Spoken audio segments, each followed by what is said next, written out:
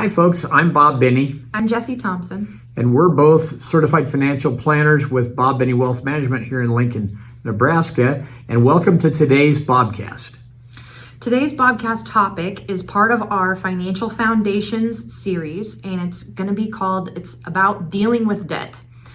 That's a good topic. Well, first off, Jessie, how do you know you have a debt problem? Well, usually if you have a debt problem, you know, because things are tough. That's the truth. Things are tough and you're living month to month, or pretty close to it. If you have a debt problem, you have a lot of payments that you're making that are probably just minimum payments that feel like they're drowning you. Yeah. And there's some specific guidelines that I'm going to talk about today these are general certified financial planner program rules of thumb, and they're also mortgage lending guidelines. So there's something that you want to keep in mind if you ever want to own your own home, because your mortgage lender is going to figure out these ratios also and see if you're eligible to be able to pay a mortgage or not. So the first one is if your housing payment, whether that's your mortgage or whether that's rent, probably, and most likely if you're listening to that, that's probably your rent. If your rent plus your monthly debt payments are more than 36% of your income, then you have a debt problem and you need to pay down some of that debt. It's too much. Also another one is if your consumer debt outside of, if you have a mortgage, is more than 20% of your income.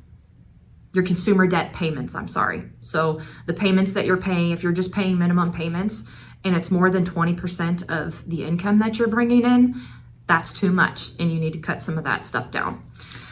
And another part of this too has to do with, and it's going to affect all that, the interest rate on the debt that you have. Mm-hmm. So consumer debt is usually really sky high, not mortgage interest, but I mean credit card interest, that kind of thing is really sky high.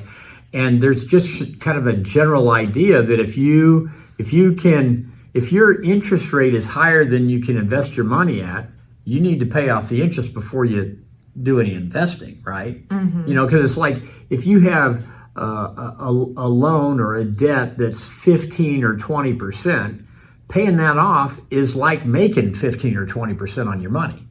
So. Yeah, and we tell people, you probably heard us say this before, it's the opposite also, because sometimes people don't have a debt problem, but they have a debt like a mortgage, or they have some kind of debt that they're just uncomfortable holding debt.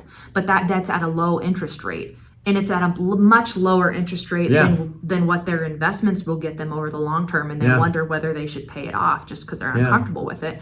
And the answer in that case would be no, but you also have the opposite problem, that is a potential problem too, of your debt. The interest rate on your debt is way higher than what you could get on your investments. In that case, It's time to work on paying it off. You also have a debt problem if you don't have money to tithe or money to invest. You have a debt problem and you got to start working on paying off that debt. And so there's a couple methods. Is it okay for me to tell now, to ask you, there's a couple of methods that you wanted to share about paying off debt. What are they? So there's two methods called the snowball method and the avalanche method, and they're kind of opposite in the way they work. The way the snowball method works is that you start with your smallest debt and you pay that one off first, and then you use the money that you were having to use to pay minimum payments on that debt and put it towards the next biggest debt that you have. And this is going by balance, not necessarily by interest rate. This is just looking at the balance of each of those debts. So you're working on paying off the smallest one first. And then with that money, once that one's paid off, you're using it to continue to pay the other one. And then once the next one's paid off, you use both the minimum payments on those two debts to pay towards the next one, and so on until you're working on the last debt, the biggest one. But now you can make much larger extra payments on that one because you have these little ones paid off. Right.